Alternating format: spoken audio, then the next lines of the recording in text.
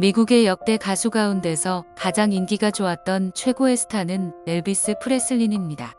그가 사망한 지 40년이 지났지만 지금도 그의 무덤에는 항상 전 세계에서 찾아온 수많은 팬이 놓고 간 꽃다발이 있고 박물관이 된 그의 생가에도 사람들의 발걸음이 끊이지. 그는 남부 미시시피주의 가난한 가정에서 태어났습니다. 그의 아버지는 특별한 직업이 없이 교도소를 들락거렸고 아들에게 무뚝뚝하고 폭력적이었습니다. 그러나 어머니는 달랐습니다. 사랑이 많고 성실한 분이었습니다. 어머니는 재봉틀 일과 허드렛 일로 생활비를 벌어 아들 뒷바라지를 하였고 언제나 아들에게 용기와 희망을 심어주고 따뜻하게 감싸주었습니다.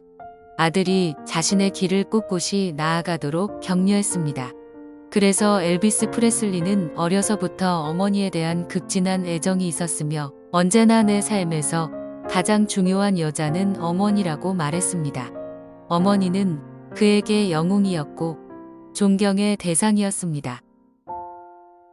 그는 집안이 가난해서 고등학교를 졸업하고 트럭 운전을 했는데 어머니 생일을 앞두고 사랑하는 어머니에게 평생 기억에 남을 생일 선물이 무엇이 있을까 고민하다 자신이 직접 부른 노래를 녹음해 선물하기로 마음먹고 선 레코드사 스튜디오를 찾았습니다.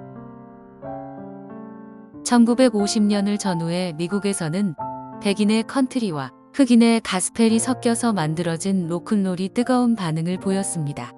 선 레코드사 사장은 로큰롤을 잘 부를 수 있는 백인이 나타난다면 큰 성공을 거둘 것으로 생각하고 그런 인재를 찾고 있었는데 마침 자기 스튜디오에 찾아온 엘비스 프레슬리가 그런 사람이어서 곧바로 정식 계약을 맺었습니다.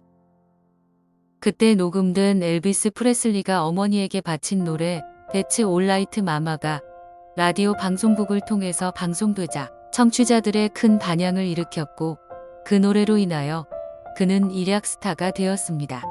그는 처음 음악 저작권료를 받은 돈으로 어머니에게 분홍색 캐딜락을 선물했습니다.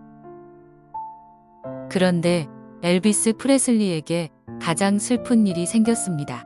그가 가수 활동을 중단하고 군대에 입대하여 독일에서 근무하고 있을 때 청천벽력과 같은 소식이 날아왔습니다. 바로 사랑하는 어머니의 사망 소식이었습니다. 그는 단숨에 미국으로 달려와 차갑게 식은 어머니의 시신을 껴안은 채 어머니, 나의 이 모든 노력이 어머니를 위한 것이었는데 하면서 흐느껴 울었습니다.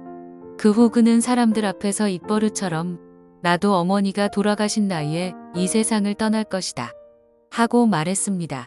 그의 말대로 43세의 나이에 어머니가 돌아가신 하루 전날인 1977년 8월 16일 돌연사하고 말았습니다. 그는 말대로 살다가 그의 말대로 갔습니다. 김소월은 우리 민족의 대표적인 시인입니다. 그의 대표적인 시 가운데 진달래꽃이 있습니다. 그는 그 시에서 이별을 노래하고 있습니다. 그 시에는 죽음이라는 단어도 등장합니다. 그의 시를 노래로 만든 엄마야 누나야는 그리움을 넘어 애절함을 느끼게 합니다. 김소월의 시에서 나타난 공통된 시어는 대부분 죽음, 그리움, 이별, 괴로움입니다. 그는 인생을 밝게 살지 못하고 오히려 고통과 슬픔을 친구로 삼았다는 것을 알 수 있습니다.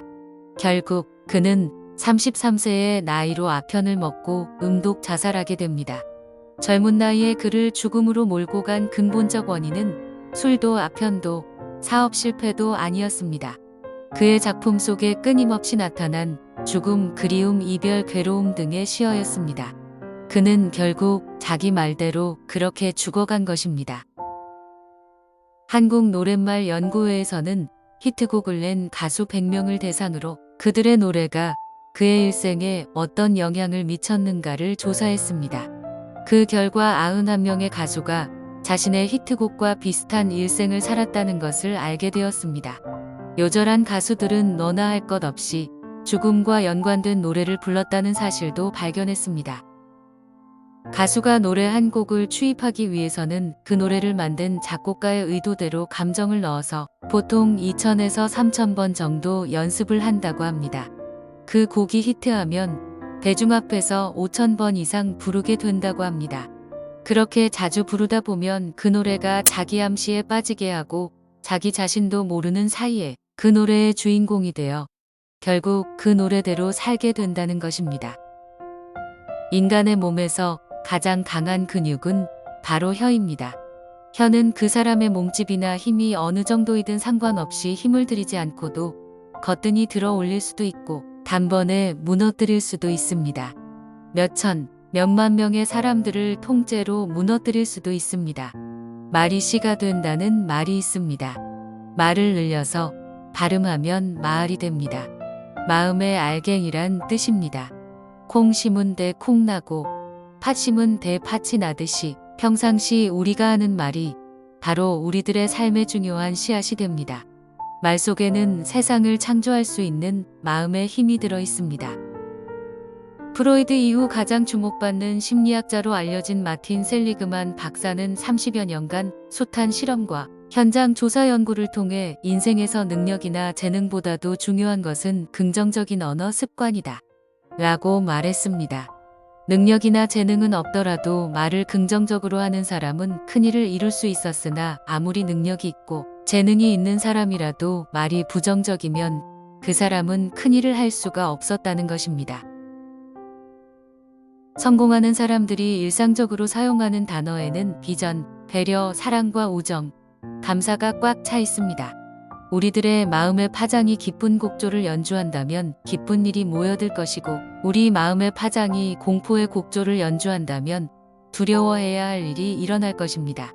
우리의 입에서 부정적인 말이 나오면 모든 상황이 부정적으로 되고 긍정적인 말이 나오면 모든 상황이 긍정적으로 변합니다. 말은 건강에도 영향을 미칩니다. 긍정적인 말을 하면 그 진동음이 물질을 좋은 성질로 바꾸어 건강한 몸이 됩니다. 부정적인 말을 하면 신체의 모든 것을 파괴합니다. 어떤 말을 들려주는가에 따라 내 몸을 살리기도 하고 죽이기도 하는 법입니다. 우리가 매일 별 생각 없이 쓰는 말이 우리의 미래를 만듭니다. 사람은 자기가 말한 대로 살다가 갑니다. 그러므로 우리는 슬픈 노래보다는 기쁨의 노래를 부릅시다. 부정적인 말보다는 신념과 확신에 찬 긍정적인 언어를 사용합시다.